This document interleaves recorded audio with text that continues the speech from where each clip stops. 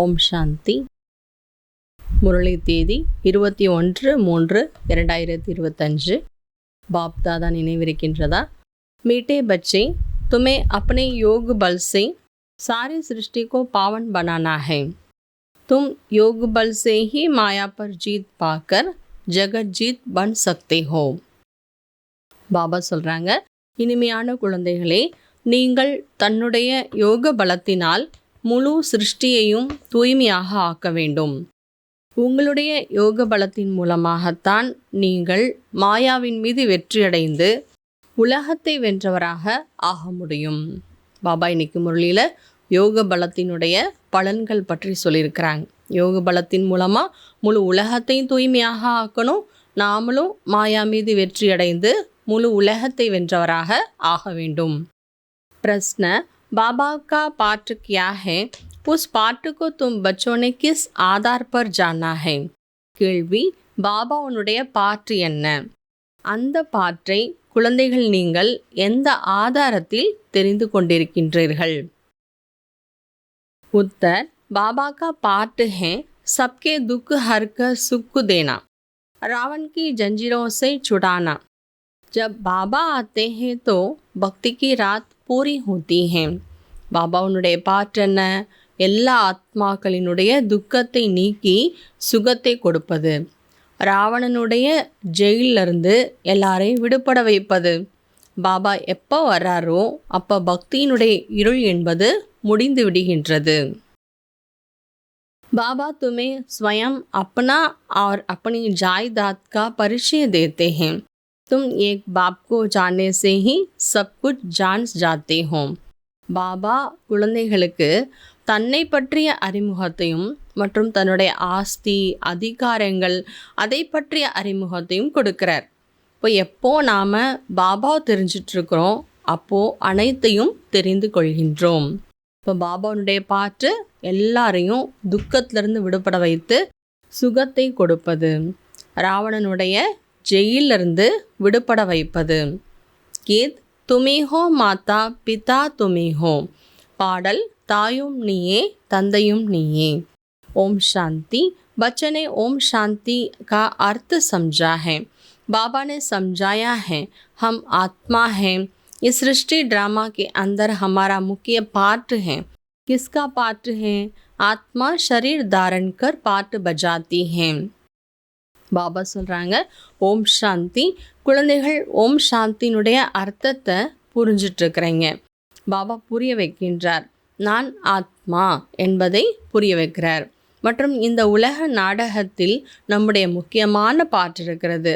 ஆனால் முக்கியமான பாட்டு யாருக்கு இருக்கிறது? பாருங்க, ஆத்மா சரீரத்தை தாரணா செய்து ஆத்மா சரீரத்தை எடுத்து தன்னுடைய பாட்டை ப்ளே பண்ணிகிட்ருக்கிறது. तो बच्चों को अब आत्मा अभिमानी बना रहे हैं. நாம் ஆத்மா சரீரத்தை எடுத்து பாட்டு ப்ளே பண்ணாலும் கூட நாம் ஆத்மா அபிமானியாக இருக்கணும். பாபா குழந்தைகளை ஆத்மா அபிமானியாக ஆக்கிட்டிருக்கிறார். इतना समय देह अभिमान थे, अब अपने को आत्मा समझ बाप को याद करना. பாபா சொல்கிறாங்க, இவ்வளோ காலமாக நம்ம தேக அபிமானத்திலே இருந்துட்டோம். இப்பொழுது ஆத்மா என்று புரிந்து பாபாவை நினைவு செய்ய வேண்டும். நம்முடைய தந்தை வந்திருக்கின்றார். நாடகத்தின்படி பாபா வந்திருக்கிறார். பக்தி और ज्ञान दोनों में सबसे श्रेष्ठ कर्म है दान करना. भक्ति मार्ग में ईश्वर अर्थ दान करते हैं. इसलिए பாபா சொல்கிறாங்க, பக்தி மற்றும் ஞான மார்க்கம் ரெண்டுலேயுமே சிரேஷ்ட செயல் அப்படின்னு எதை சொல்லப்படுது? தானத்தை சொல்லப்படுது. தானம் செய்வது. பக்தியில் கூட பாருங்க, ஈஸ்வரனுடைய பெயரில் தானம் பண்ணுறாங்க. ஆனால் யாருக்கு பண்ணுறாங்க, எதுக்காக பண்ணுறாங்க தானம் கூட?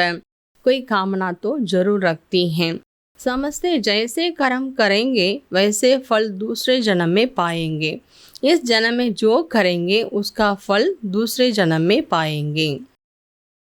இப்போ பக்தியில் கூட தானம் பண்ணுறது சிறந்ததாக சொல்லப்படுது. ஆனால் பக்தியில் தானம் கூட எதற்காக பண்ணுறாங்க? ஏதாவது விருப்பங்கள் பூர்த்தி அடையணுங்கிறதுக்காக செய்கிறாங்க. என்ன புரிஞ்சிட்ருக்காங்க மனிதர்கள் கூட பக்தி மார்க்கத்தில் நாம் எப்படி செயல் செய்கிறோமோ அதற்கான பலன் கண்டிப்பாக அடுத்த ஜென்மத்தில் கிடைக்கும். அப்போது இந்த ஜென்மத்தில் என்ன செய்கிறோம் அதற்கான பலன் அடுத்த ஜென்மத்தில் அடைவாங்க. ஆனால் ஜென்மத்திற்கு கிடையாது. ஒரு ஜென்மத்தினுடைய பலன் அடுத்த ஜென்மத்துக்கு மட்டும்தான் கிடைக்கும்.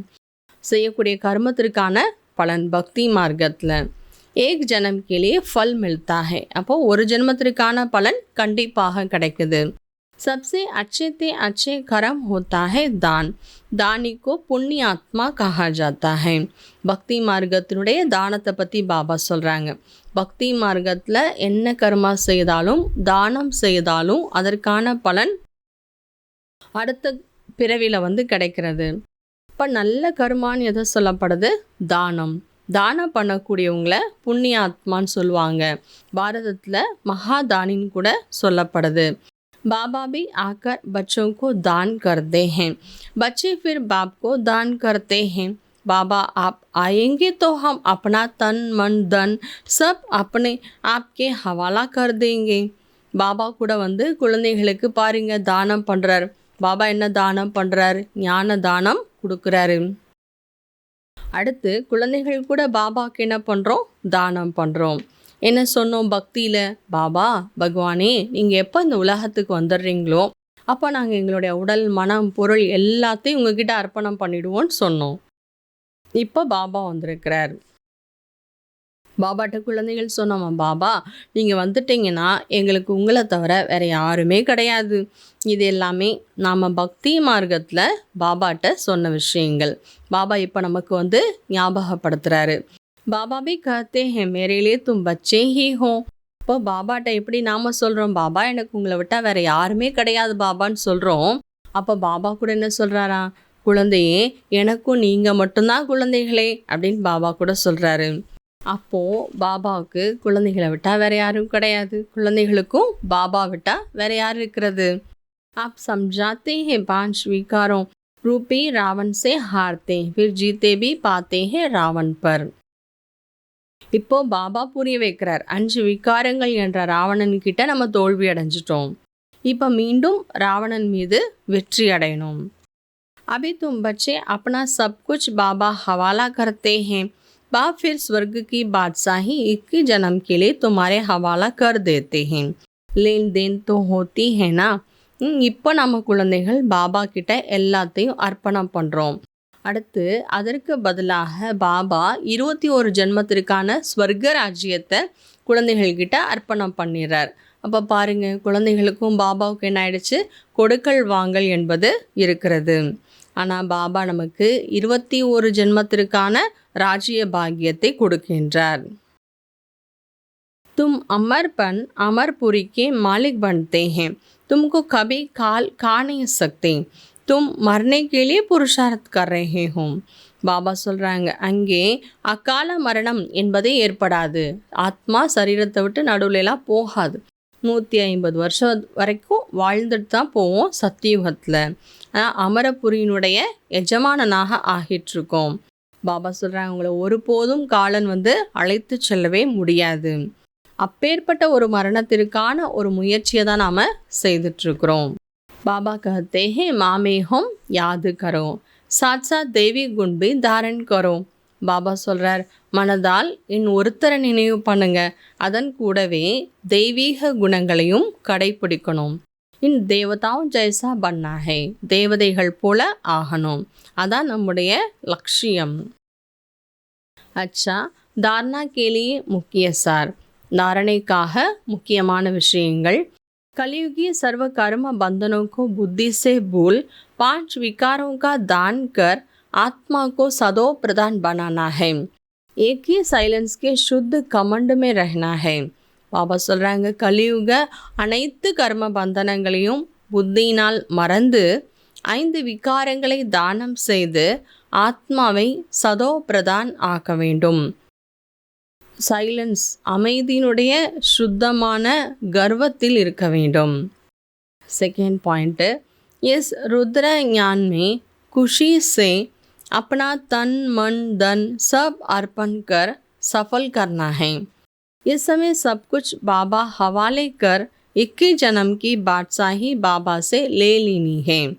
இந்த ருத்ர ஞான யஜ்யத்தில் குஷி குஷியாக தன்னுடைய உடல் மனம் பொருளை அர்ப்பணம் செய்து வெற்றியுடையதாக ஆக்க வேண்டும். இந்த நேரம் அனைத்தையும் பாபாவிடம் அர்ப்பணம் செய்து 21 ஜென்மத்திற்கான ராஜ்யத்தை பாபாவிடமிருந்து அடைய வேண்டும்.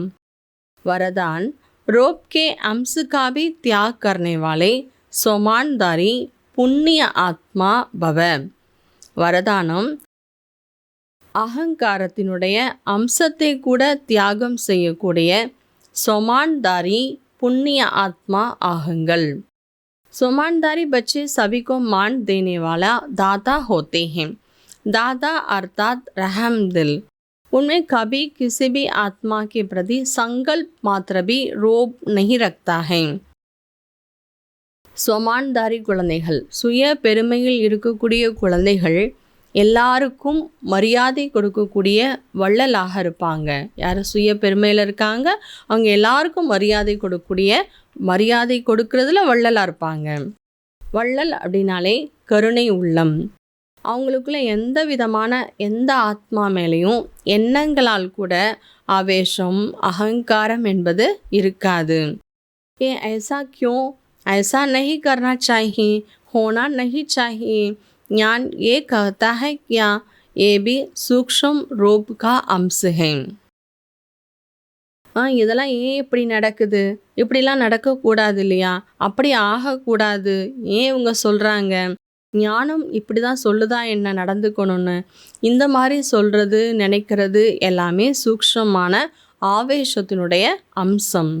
ஆனால் சொமான்தாரிகள் புண்ணிய ஆத்மாக்கள் விழுந்தவங்களையும் எழ வைக்கக்கூடியவங்க, சகயோகியாக ஆக்கக்கூடியவங்க.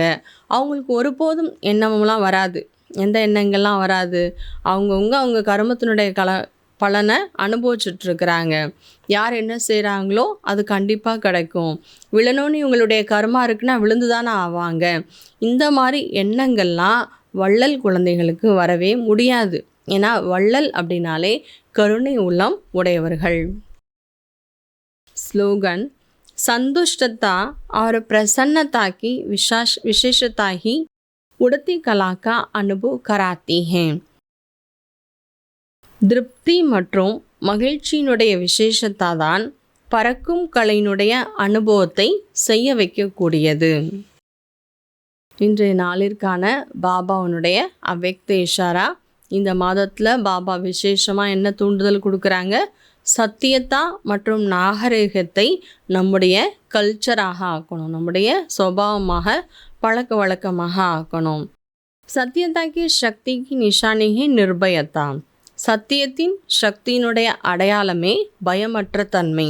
சொல்லப்பட்டிருக்கு, சத்தியம்ங்கிற படகுல அமருங்கள். சத்தியத்தா சக்தியுடைய ஆத்மா சதா கவலையற்றவர்களாக நிச்சிந்தா இருப்பாங்க. நிர்பயம் பயமற்றவர்களாக இருக்கிற காரணத்தினால குஷியில் டான்ஸ் பண்ணிகிட்டே இருப்பாங்க. यदि अपना संस्कार व संकल्प कमज़ोर है तो कमज़ोरी ही मन की स्थिति को हलचल में लाती हैं. इसलिए पहले अपनी सूक्ष्म कमज़ोरियों को अविनाशी रुद्र यज्ञ में स्वाहा करो. ஒருவேளை தன்னுடைய சம்ஸ்காரமோ சங்கல்பமோ பலகீனமாக இருந்தது அப்படின்னா அந்த பலகீனத்தின் காரணத்தினால மனதினுடைய ஸ்திதி குழப்பத்தில் வந்துடும். ஆகையினால தன்னுடைய சூக்ஷ்மமான பலகீனங்களை கூட அழிவற்ற ருத்ர ஞான யஜ்யத்தில் ஸ்வாஹா பண்ணுங்க. ஓம் சாந்தி.